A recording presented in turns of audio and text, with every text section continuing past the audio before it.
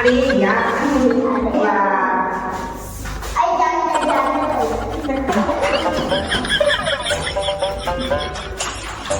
Ayo di mana? Mathakta tu fauri kari kari ngari jengga sini mat nang na ting mathakta fauri ting di motro kari ya squash ambo phang de do pula squash ne usoi ni ina mana pirak pani usoi ji inem to na pirak pana ko khoi se mu bang tawra chawmin chara ga thangal la wai dana adai gi si ka su pire ni ne kyam nung si na pirak khara no se adai asi se asi ni bo ko bi da ba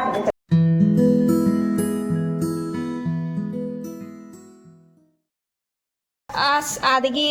पुरक्पदु पना से पूरा कनो तौरे असिदि मानने आदगी गुवाहाटी दिगी लैबनेबा लैरगा हेक पना से दबाद हापचल पुरक्पनेबा चोटी चोटी तौबदुना मादि पूरा खराब ओइरमे जुमदगी पुरक्पा पिरक्पा पना खरा जावे दुदि कंगमनिना रांगदु दुम हेल प्रोकेशन तौद्याबको असिदि लोरे लोरे चाहौ चेंबाक लैरे चकेम अदगेगी चाहौ चकेम नि खरा अदगेगी असिना चजाक दगै सिगा बोरी दगै क्वा असिजु मुरी लैरे पोचै सिंग आमता सिनजंद्रि थम उतुंगा लैरे सिगसे चाहौ की चेंग अनि मयो मनी लैरे इना नुसादा फौदोय मिसि हाइग्रु अकंग मनी से चागे ना पुलाई मि जुमदगी चाबी ददना दुम लैरे ददि खोइना चागे पदु चाक तोगा मरु मम चा हाव बनेबा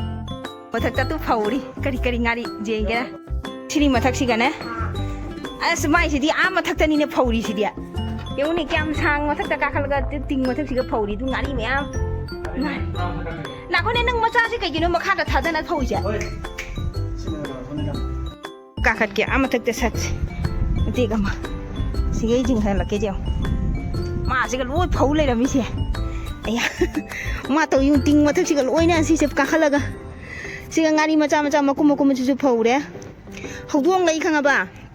हौदोंग ला लांगना चा हरि लोरे को अस हवाई जात पुखमनी तो आदा ले हवाई जा कंबा असिना उमोरक अमुकनो अदगेगी सि ओ खाजिंग नंगना तिंग मथक फौजी तिंग दि मोत्रो सिगा लोइना से नुसा जंगा सि नुसा दि फै खंगे अदगेगी सिगा लेरे इलिसांगारी अदगे थुमयाक पिंगारी अस लोय मास माइ पहु लेरमे आई खंग खंगे मथक तने आबा खोइदेगी फिरोन मयाम फौरी मयाम दे खोगी फिरोन गतनी लाखबगी फिरोन गतनी से माना खाइबोम सुखरे आइना आइगी दु सुजारे जो जोंचा अकंग मजु मास फौदों थ चतों में तु तौनु नाखो नाखो आ से फाति फजरे है असेगी नुसा से तो मसी सु तौइयो ओ खोइ से मथक तने आबा को से मखा दनी से सु मते का मसट लैयाबा अदु दुगा ओंधनी को तम तम गुमथो मखा द सोय आई कुमदा जरगे जेउ फिरोन मैम जिंजे फिजे फुजाम नेना जेउ अतै छु वाले सुगदबा हयें कुन कम तौना खरा मु सुदोखिनी सि अखोय आदा यूज तौना को फिरोन ngakta ni फिरोन जिंसु सु लोइना असि सिजंद्री marang wa baga handri degegi asigi bag sisu sana nangi chips khara su jaw ine si bag sisu o manung da kai keno sisu lokhok tri glass am su jaw adegegi kwasu pulai degi fridge ta du libu su fridge ka se oi molam me asi sengdok to ni fridge to asi se na jum degi ine mung na pirak pa panane aba asi di som taw de jeng du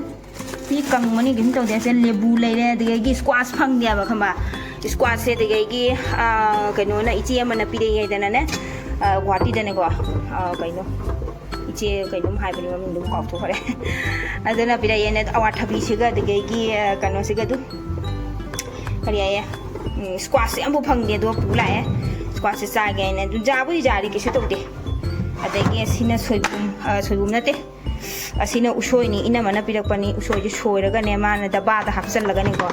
फजतोने इसिंग हापचलगा दगेगी पुरकपनेबा इसुम तौदे अदुगा असिना chowmein जे याते पुति अमेने सिना मपोट मयामना ननथना लागो chowmein सिना ने इनेम तोना पिरकपनेबा को खोइसे मुबांग तौरगा chowmein चारगा थांगल वाइदना अदगी सी का सु पिरे इने क्या नुसीना पिरखरा नसे अदे असिसेना कइनो कया पानी पूरी की पापड़ दो sisu hauraga adigi sige chara waye ada mimi je phangna na mimi je pula ya ko mimi se leite mimi leiraga pula ya khara ada asigi video su nong ma thangalakani mayam inem to nai di ko inem buk manang nu pido aina video da jaw bani ne adu do thangathi bani adu du na pidak bani sise masidi usoi iron ba taw thare usoi iron ba ma samthong ama nga yai ba jumdagi nga yai ba hapakpodo nga yai ba hapaka samthong taw thare ngasidi squash leire alu ga hapsalaga samthong ama tawre usoi je iron ba di lore ba ko alu kitang namgra mare ado adi maroi mapang ka hapani hawada maroi mapang du di pura pada khuire ne aina puraktra maroi mapang di yaudre u moro ka tawraga metle chaja le chamdong sarage akhoi hoji ongko mu quarter jingwa chanu gi quarter phangya ba ko akhoi ne jumda le ngai da quarter phangya ina haire quarter sanction hoi raina ado quarter do jing chalu gi ge sandabu di tare mam su mame da matam du di le da bani na dom hayeng hangsi tu hongjon da ba hangsi tu na ding phai na haya ba ko inem buk na ado hangsi to hongjalani hayeng si sengdok pa chalorni ado quarter se ina sum jingning man khina cha si lawai da na dom tang jing gi ge mayam su sum jing halake Hoji quarter jawre do jawraga khoi sesiga tala se kanna hange na honari ba ko kanna sesiga sondale pisisu manipur gini ado mana khoi sesiga mafam se khoi di quarter se khangdia ba mafam se aham da kadai da noina ado mana mafam se takpi daga porok pani si mafam se da naina ado ma hoji kanna hangding honari chabi se mayam loina mix to salami na gyan ta dre ba ko adugi kanna khoi chabi se hang bagi honari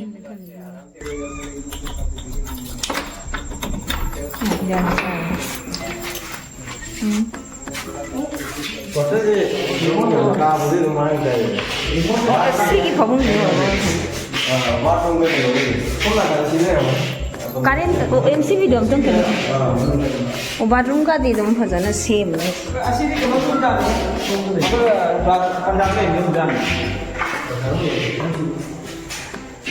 room di am jaw na tenetra ja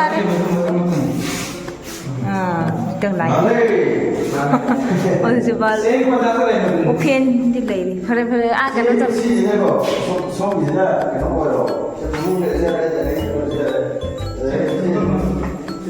अच्छा bathroom सिगले रे geyser दई है bathroom की Kine light उठा है अच्छा set light ले ओमाय से रिपेयर तो की बनी तुदी बस किचन से नहीं रे किचन का किचन के बॉक्स के पाल है सीना फरे बॉक्स पान बसे मथक दसो बॉक्स जाओ सीना फरा हाँ किचन जो जगह लगे खादी सेंगोक तो जा रहा है ये लागा ने फजना मुँह शेंग तो जा रहा सिलेंडर थमम के हुए मारे सिगला बेसिन नहीं रहे इसी का मला किसना साबे हुए मारे मुझे नौ न सी बड़ी पेड़ तो बने हैं बा एग्जस्ट फैन ले रहे सिगा खिड़की में ले रहे रूम मोहम सिने सिगा रूम में ले रहे सी हेक जंगा पगी रूम वे लाइट थांद्र बस सिगे न सिसी रूम में ले रहे हेक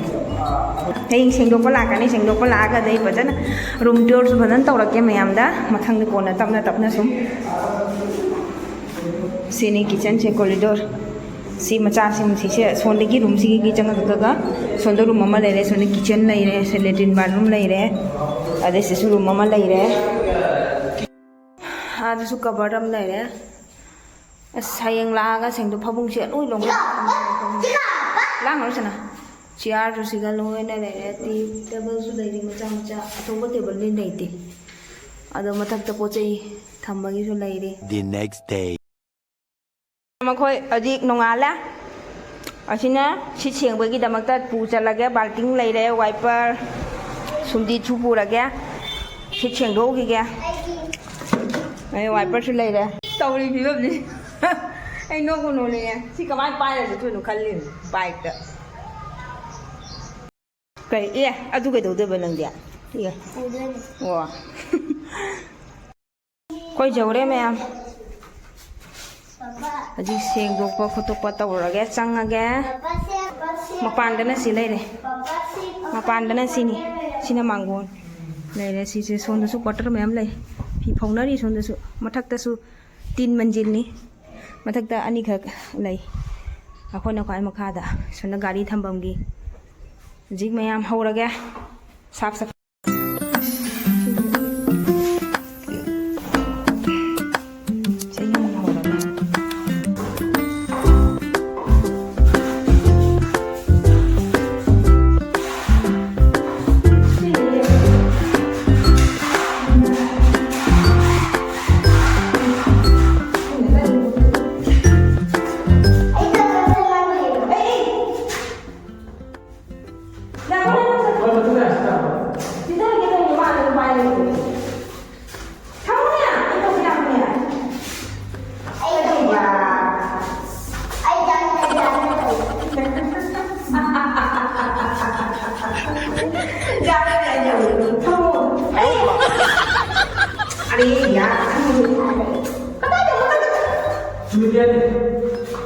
Masih kan itu dia ni oh,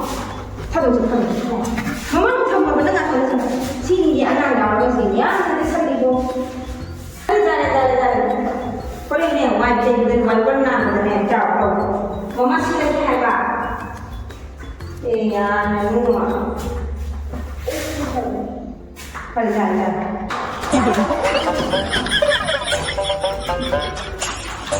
Ayo di mana?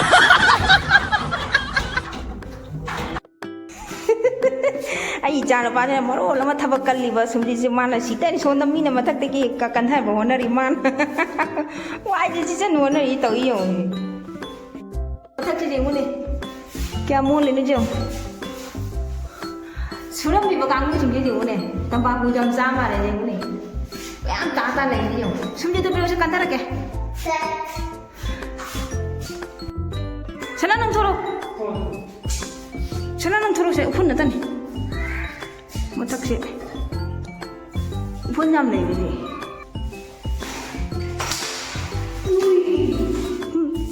जेउने मोइ सुरमी गांग मोइ जाम नंगनि मथक तक मोइ थादान थरामि लवाइ जायमि हितंग तो सिता बिरमदि अन्ते मोइ सुरमी दो वाइ बने अदो नन तो बिरमदि फाबा हेंदि ले सुभल हाप तो मिसे मन हजी सी रूम से लोरे मथक लोई सीता खोतना अदे कवर सिसु साफ तौना लोरे सिसु साफ लोरे मखा तनी खाली मखा से असीदी दुम कोक्रे जाद्रे खाली मखा से असी वाई से चला जाने मथक लोई सीता लोरे मथंग अमुक नेक्स्ट रूम अमा अमुक चलागे असीगी थोंगे नेक्स्ट मथंग दा करंबा किचन जे मो सेंदोगे मसाइलो लो हां मिसिंग सिगी बो कोई दवा नहीं चल रही है दवा में चावल क्यों है वामन लगी इसमें थकी है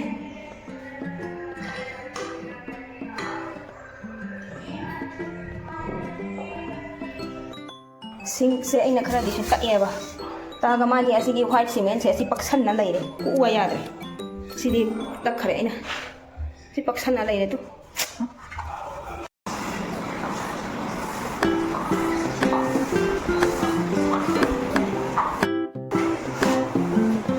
सिंदी अइना लोइ तैथोरे फलांगसु कैसु लंगे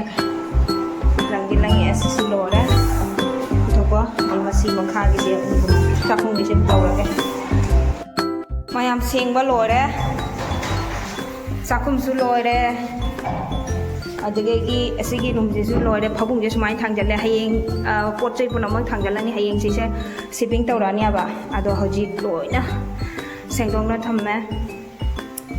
फबुंग से अनी से सूमायना ओरे से थारे असिगी मथक्ता लेरिबो सिंगे मखा थांदरगनी हयेंगी तुम तौरानी मखा से काबू साबुक्ति तैथोए फजनदी क्लीन होइद्रे लेरगा तैरगा ओइजरनी हजिकी सूमायना ओइरे दे असिना एक चंगप रूम हॉल हाइतारे से लेरे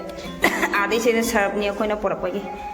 सुमाइना सिदी खाली थमे सिगे सिगा कई का टेबल कई का थमखिनी आदि सिगी रूम सिना से लेरे सिसु सुमाइना तुम समे